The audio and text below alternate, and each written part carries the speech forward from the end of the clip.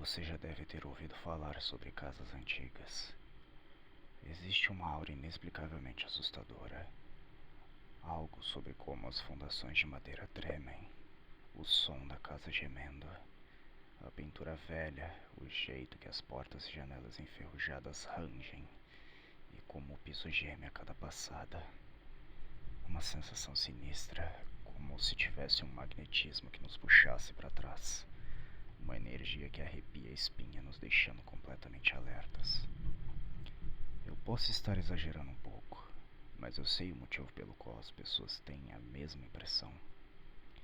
Pessoas gostam de casas agradáveis, mesmo que a decoração seja apenas uma pintura branca ou um piso planejado. Eu cresci em uma vizinhança e assisti todas as casas se degradarem com o tempo. De uma casa de luxo avaliada em um alto preço, até um casarão velho e abandonado. Talvez eu seja um saudosista por gostar de coisas assim. Afinal, eu sempre gostei de arquitetura, embora eu fosse a minha exceção, já que trabalho com restauração de prédios históricos. Eu amo meu trabalho, mesmo que seja maçante. Tenho uma clientela pequena, mas que me paga muito bem, e vivo numa cidade muito velha. Atualmente venho procurando por uma casa para chamar de lar, guardando dinheiro para comprar ela. Era um sonho bobo, no máximo eu conseguiria um lugarzinho apertado na cidade. Foi quando encontrei aquela casa, um dia frio e incomum. O vento soprava minha jaqueta e me fazia tremer. A casa ficava no final da rua. Me era familiar, uma vizinhança calma e aconchegante. Eu lembro como a casa era velha e bonita. Eu já tinha até feito um trabalho antes naquele lugar, mas a casa na minha frente era diferente. Um verdadeiro monstro no estilo vitoriano. O que me chamou a atenção logo de cara foi a cerca velha com tinta apagada. Eu deslizei minha mão sobre a tintura da madeira podre. Limpei minha mão nas minhas próprias calças, voltando minha atenção às velhas paredes altas. Estavam em boa condição. Considerando as portas desbotadas, o musgo e a vegetação que cobriam as beiradas, abraçando a fundação como sanguessugas em um corpo. As janelas embaçadas pelo bolor dando visão do interior. Por mais estranho que possa parecer, o primeiro pensamento que me veio à mente olhando para aquela velha casa foi a imagem de um animal abandonado. Um bicho que já teve dono, mas que foi esquecido e deixado para morrer. Me inclinei e questionei a corretora. Há quanto tempo você disse que ninguém mora aí dentro? Ela disse que ninguém morava nela desde os anos 70. Mas por que disso? Quer dizer, por que não reformaram ou demoliram? Ela me disse que tentaram algumas vezes. Dando de ombros, explicou que os trabalhadores sempre desistiam. Diziam que tinha um espírito mau na casa ou algo do tipo. Eu tossi, revirando os olhos. Ah, qual é sem essa? Você realmente acredita nesse tipo de histórias? E ela me respondeu. Bom, e se for mesmo? Bem, essa é só mais uma casa abandonada. Ela disse enfiando a mão no bolso, me entregando as chaves em seguida. Eu abri a velha porta que rangeu no estalo baixinho e velho, que preencheu o salão principal. A entrada era um corredor com uma escada para o próximo andar. De resto era normal, uma passagem pela direita e uma outra entrada que começava na sala até a mesa de jantar e terminando na cozinha. As paredes eram de cores pastéis e combinavam com a mobília que estavam cobertas por uma espessa camada de poeira. Teias de aranha nos cantos e rachaduras pelo gesso. Eu não sei exatamente o porquê, mas tinha um charme que tornava aquele lugar muito atraente. Acima havia outro banheiro e depois deste um escritório, e mais ao fundo um quarto de casal. O banheiro tinha um piso de azulejo pequeno e quadriculado. O quarto, uma cama enorme e uma janela gigante. Eu fiquei fascinado com aquela casa, mesmo com todas as imperfeições. Me trazia uma sensação estranhamente reconfortante. A corretora, por outro lado, não tinha a mesma sensação. Pude perceber isso pela expressão de gastura ao me mostrar o encanamento enferrujado do banheiro. O cheiro de pelo duro de um rato morto que infestava a sala do escritório e as manchas borradas e gordurosas do quarto. Essa casa tem mesmo ares de que foi abandonada há 42 anos. Ela resmungou enquanto descíamos as escadas. Bom, dá pra reformar. Algumas portas e nada que uma limpeza não faça o resto. Mas, bem, qual data você me disse que ela foi restaurada mesmo? Acho que foi por volta dos anos 49 ou 50, se não me engano. Não me diga que você está pensando em comprá-la, está? Bem, qual é o problema? Eu venho economizando uma grana e talvez até sobre um pouco para pagar o seguro. Sério? Tem certeza? Ela exclamou. Deve ter algum motivo pelo qual ninguém a quis. Por exemplo, assombrações? Isso não existe. O mais assustador desse lugar é o mofo e talvez alguns cupins. Eu realmente gostei desse lugar. Pelo menos ninguém vai me incomodar aqui. Eu ouvi rumores sobre essa casa. Algo sobre portas batendo do nada e trabalhadores que caíam do telhado sem motivo.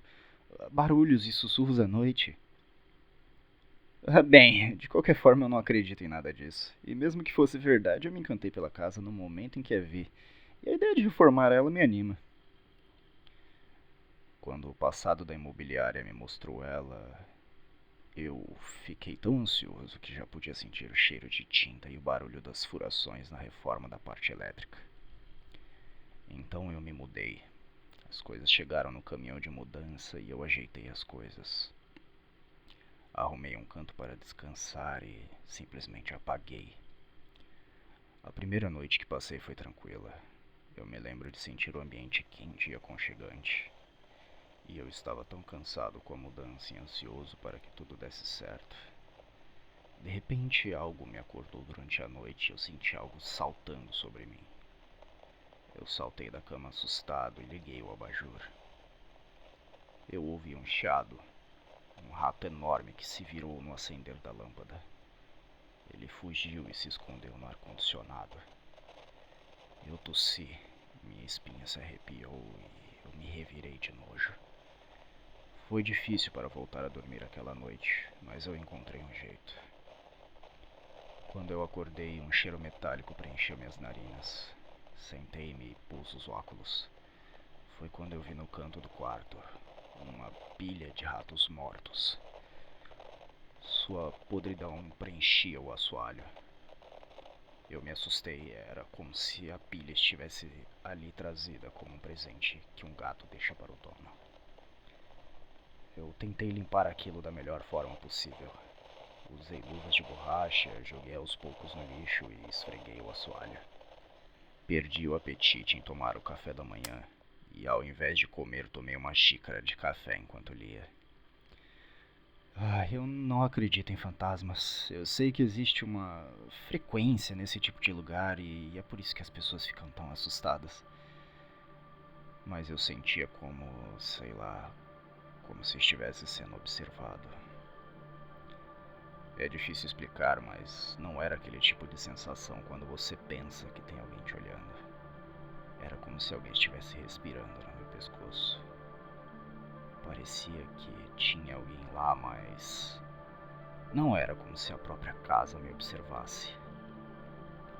Eu tentei não pensar muito naquilo. Eu tinha gastado uma grana naquela casa e não ia sair dali por causa de umas porcarias de ratos e uma sensação estranha. O melhor jeito que encontrei de esquecer aquilo foi me mantendo ocupado. Eu tirei meus livros da caixa e arrumei minhas roupas no guarda-roupa. Eu passei a primeira semana arrumando minhas coisas, tentando me distrair da maneira que podia. Desde que não estivesse parado, eu não sentiria aquelas sensações de estar sendo observado ou pensando naquela pilha de ratos. Eu sentia como se aquilo não fosse uma ameaça, mas um presente. O presente de uma criatura que tinha ficado sozinha por muito tempo. Eu precisava trabalhar em algo para manter aquela sensação distante. Quando eu saí pela manhã no dia seguinte, eu pensei ter ouvido a porta da frente batendo. Quando eu segurei a maçaneta, estava emperrada. Era como se alguém estivesse trancado pelo lado de fora ou algo assim. Como se alguém a empurrasse para me manter lá dentro. Em resposta a isso, eu resmunguei sozinho. Eu preciso ir pro trabalho, me deixa sair, droga! Eu chacoalhei o trinco de novo e a porta se abriu.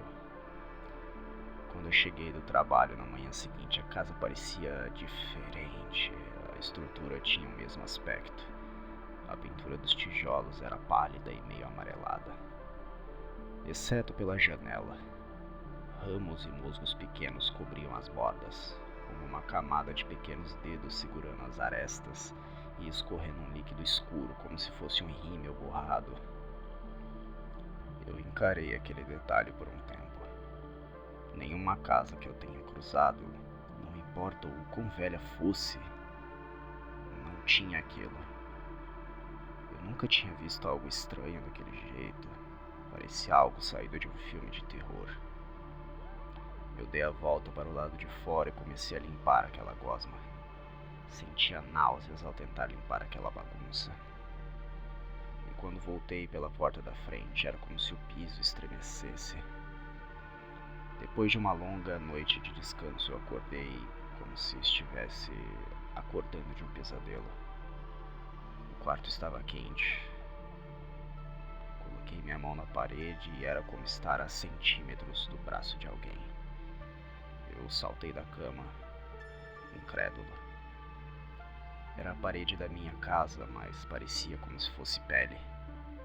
Eu podia sentir morna, pulsando com batidas de coração, e passei a mão pela casa, checando para ver se aquilo era verdade. E era real. Eu podia ouvir batidas abafadas do outro lado da parede. A sensação de estar sendo vigiado aumentou. Eu podia sentir aquilo como se fosse alguém respirando no meu pescoço. Eu voltei correndo para a cama e me encolhi orando para que aquilo fosse apenas minha imaginação, pensando sobre a minha empolgação em mudar, a ansiedade do novo emprego, qualquer coisa. Eu só queria pegar no sono e fingir que nada daquilo estava acontecendo. Eu não consegui dormir direito nos próximos dias que se seguiram. As batidas foram substituídas por uma respiração meio sufocada e abafada, sempre constante. O barulho era mais alto na saída de ventilação e eu não tive a coragem de tampá-la, mesmo que o som me deixasse extremamente perturbado e nervoso. As torneiras começaram a fazer um barulho estranho, rangendo para derramar uma gosma espessa na pia. Era gelatinoso, uma gosma cinza e pulsava como se tivesse veias. Eu vomitei e lavei meu rosto na torneira da banheira. Sequei meu rosto na toalha enquanto ouvia a pia tossindo. Peguei o telefone para ligar para a corretora, para falar sobre o cliente daquela manhã, quando a voz dela começou a ficar estranha, se transformando em estática. Então comecei a limpar aquela bagunça. Aquela gosma viva latejando no chão enquanto ouvia aquelas batidas e tossidas. Eu fingi que aquilo era normal. O que mais eu poderia fazer? Eu estava exausto com aquela situação. Minhas olheiras estavam enormes, minha cabeça doía. Então comecei a me acostumar com a casa, por mais estranho que pareça. Quando eu ia para o trabalho, a porta se abria para mim. Quando eu voltava, aquelas lágrimas gosmentas estavam nas janelas. Era como se a casa chorasse sentindo minha falta, e eu a secava enquanto chorava. A casa tremia, as luzes piscavam e os quartos ficavam frios.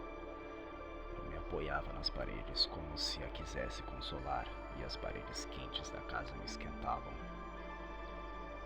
Até que um dia, após meses vivendo lá, quando a insanidade silenciosa da casa se tornou real, o saguão da casa era um corredor com escadas que levavam ao segundo andar, 2 portas à esquerda e uma à direita, e bem no final do corredor, bem no no final do corredor uma porta. Supostamente não devia estar lá. Uma porta que eu nunca tinha visto lá. E que eu deveria ter passado por ela um monte de vezes sem notar. Uma porta inócua que meus olhos devem ter passado por ela sem nunca perceber. Eu a encarei, senti como se, caso eu não olhasse, ela sumiria. Eu caminhava em direção a ela. A maçaneta estava morna quando a toquei. Pensei comigo, aquilo era estranho. Uma casa não devia respirar nem ter batidas de coração. A porta abriu devagarinho. É engraçado pensar que depois de 5 meses morando lá, eu nunca estranhei o fato da casa não ter porão. Diante de mim estava a escada que levava ao porão. As batidas, que eram mais altas que nos outros cômodos. Eu caminhei devagar. Parecia que eu andava em um penhasco. Então eu finalmente vi uma caldeira velha enferrujada. Um tumor parasita vermelho pulsando como carne. A casa tinha criado raízes daquela coisa pelo teto e pelas paredes. O tumor era tão grande como a caldeira, mas suas ramificações eram ainda maiores. Era como se fosse um carpete de carne viva. Desci o penúltimo degrau e a casa me cumprimentou com um grunhido baixo e estrondoso, vindo da caldeira, e eu sabia que aquilo significava que a casa estava me mostrando a sua barriga. Ela estava feliz e queria que eu fosse recíproco. Depois de anos, estando abandonada, eu a fiz sentir completa. Dei a ela um propósito. Mas eu não estava feliz. Eu me senti exausto. De repente eu senti suas raízes se enrolarem nos meus calcanhares, me puxando para me abraçar, para me tornar parte dela. Eu me senti enjoado, mas não me mexi. Uma casa com inquilino é viva. Uma casa sem ninguém para cuidar dela e fazer dela um lar é incompleta. Mas essa casa esteve abandonada por tanto tempo que se tornou outra coisa. Uma casa mal assombrada. Agora tinha achado a parte que faltava. Eu deveria estar feliz. Não seria um prazer se render ao amor de uma casa mal assombrada. Para uma casa que me amava tanto que mostrava seus cantos mais obscuros para mim. Mas eu não estava feliz.